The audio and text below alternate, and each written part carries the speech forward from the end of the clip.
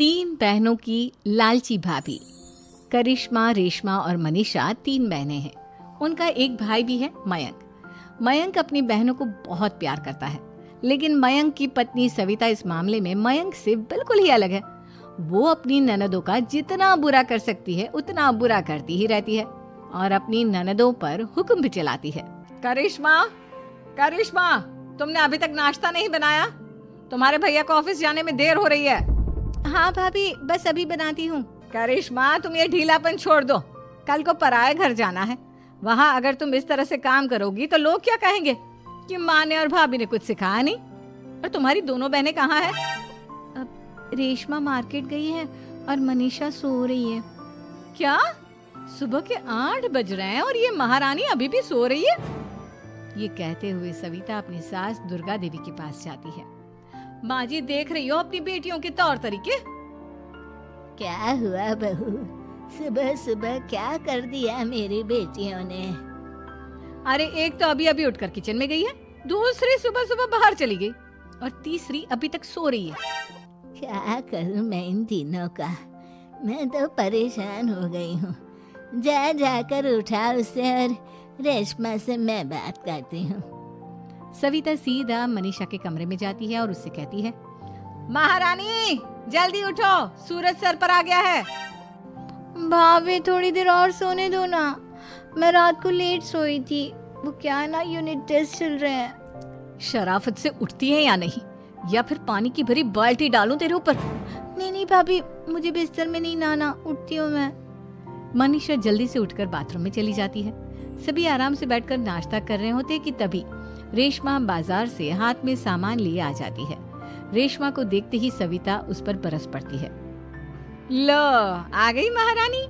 ऐसा भी क्या सामान लाना था जो सुबह आंख मलते ही बाजार की तरफ रवाना हो गई?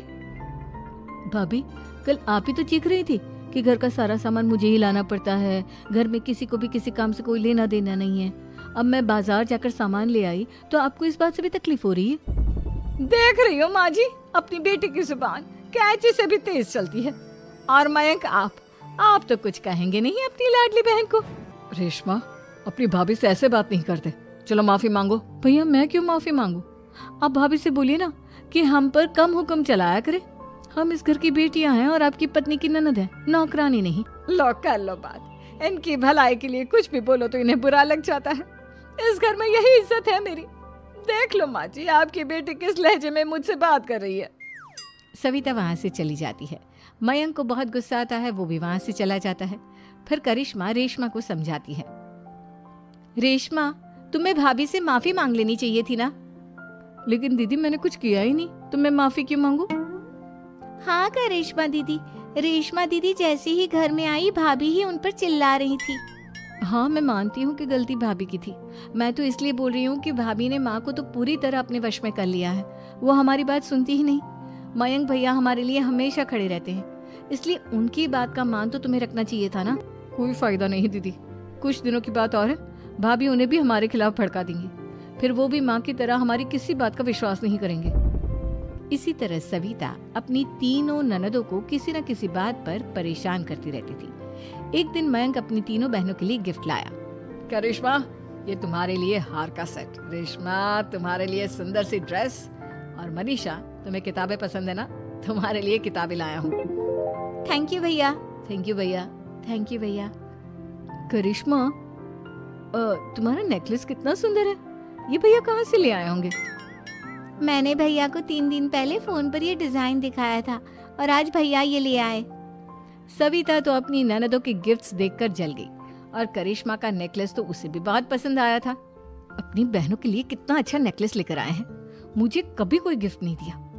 मैं आज ही ये हार चुरा लूंगी। रात में सविता करिश्मा का हार चुरा लेती है और इसी तरह उसे अपनी ननदों की जो भी चीज अच्छी लगती वो उसे मांगती नहीं, बल्कि रात के अंधेरे में चुरा लेती। इसी तरह दिन बीतते गए और सविता ने मयंक के दिल में भी उसकी बहनों के लिए नफरत पैदा कर दी। एक दिन मयंक ने करिश्मा और रेशमा के लिए रिश्ता देखा और ये बात उसने घर में सबको बताई।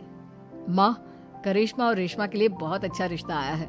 वो लोग कल इन्हें देखने आ रहे हैं। आप और सविता मिलकर सारी तैयारी कर लेना। ये सुनकर करिश्मा और रेशमा खुश हो जाती हैं, लेकिन सविता सोचती है, अगर इन दोनों बहनों की शादी हो गई तो घर और बाहर का काम कौन करेगा? मनीषा तो एक नंबर की कामचोर है, उससे तो किसी बात की उम्मीद लगाना ही बेकार है। मुझे इस शादी को रोकना होगा। अगले दिन सभी लड़के वालों के स्वागत की तैयारी करने में लगे होते हैं। तभी मयंक अपनी बहनों से आकर कहता है, तैयार हो गई तुम दोनों? देखो दोनों लड़के बहुत अच्छे हैं, मैं कोई कसर नहीं छोड़ना चाहता, इसलिए तुम उनके सामने अच्छे से बिहेव करना और अपनी भाभी से लड़ने मत लग जाना। करिश्मा, तुम वो नेकलेस पहन लो ना जो मैं तुम्हारे लिए लाया था। भैया मैं बहुत देर से वो नेकलेस ढूंढ रही हूँ, लेकिन मुझे मिल ही नहीं रहा। क्या तुमने नेकलेस खो दिया? तुम्हें पता भी है वो कितना महंगा था? तुम कोई काम ढंग से नहीं कर सकती। मयंक गुस्से में वहां से चला जाता है। थोड़ी देर बाद लड़के वाले भी आ जाते हैं। वो दोनों बहनों को पसंद कर लेते हैं और रिश्ता पक्का हो जाता है। लेकिन सविता के दिमाग में तो कुछ और ही खिचड़ी पक रही थी। वो पंडित जी के पास करिश्मा की कुंडली लेकर जाती है और उन्हें पैसे देकर करिश्मा की कुंडली बदलवा देती है। जब लड़के वालों के पास करिश्मा की कुंडली जाती है तो वो दुर्गा को फोन करते हैं। बहन जी, हमने करिश्मा की कुंडली अपने पंडित जी को दिखाई थी। आपकी बेटी की कुंडली नहीं बल्कि दोषों का पिटारा है। देखिए, मैं और मेरे पति इन सब बातों में बहुत विश्वास करते हैं, इसलिए हम आपकी बेटी से अपने बेटे की शादी नहीं करा सकते। इस तरह करिश्मा का रिश्ता टूट जाता है और सभी घर वालों को बहुत दुख होता है। अब कविता सोचती है, चलो करिश्मा का तो रिश्ता टूट गया, अब रेशमा का भी रिश्ता तोड़ना है। क्या करूं क्या करूं? अब सविता आवाज बदलकर किसी अननोन नंबर से रेशमा के होने वाले ससुराल में फोन करती है। हेलो, मैं कौन हूँ कौन नहीं ये आपके लिए जानना जरूरी नहीं। बस इतना सुन लो कि रेशमा का 2 साल से किसी के साथ अफेयर चल रहा है। बस रेशमा का रिश्ता तोड़वाने के लिए सविता का इतना कहना काफी था। अब रेशमा का भी रिश्ता टूट गया।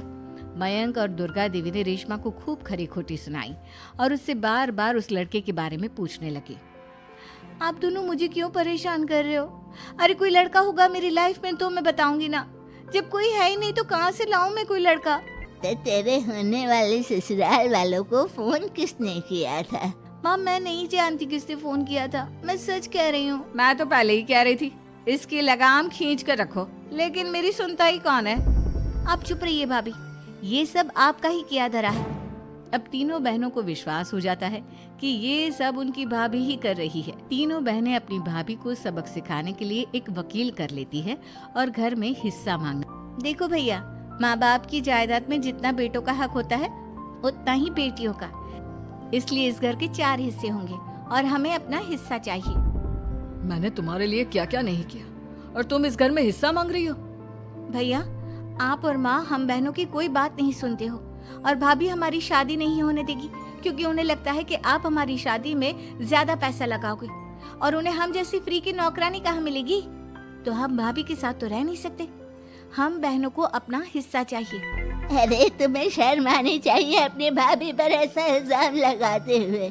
वो तुम्हारे बारे में कितना सोचती है। हाँ माँ, भाभी हमारे बारे में बहुत सोचती है। दिन रात बस यही सोचती रहती है कि किस तरह से अपनी तीनों ननदों को परेशान करूं और कभी मुझे पढ़ने भी नहीं देती। दोनों बहनों का रिश्ता भी तो इन्होंने ही तोड़वाया है और रात में हमारे कमरे में आकर हमारी चीजें भी चुराती हैं। इसी तरह सविता की तीनों ननदें अपनी बात पर अड़ी रही। अब कोर्ट में तारीख भी शुरू हो गई। जब सविता को लगा कि उसकी तीनों ननद इतनी आसानी से नहीं मानने वाली, तो उसने अपने पति और सास को सारी सच्चाई बता दी और अपनी तीनों ननद से माफी मांगी। मयंक और दुर्गा को भी अपनी गलती का एहसास हो गया। अब सविता खुद करिश्मा और रेशमा के लिए अच्छा रिश्ता ढूंढती है और उनकी शादी करवाती है।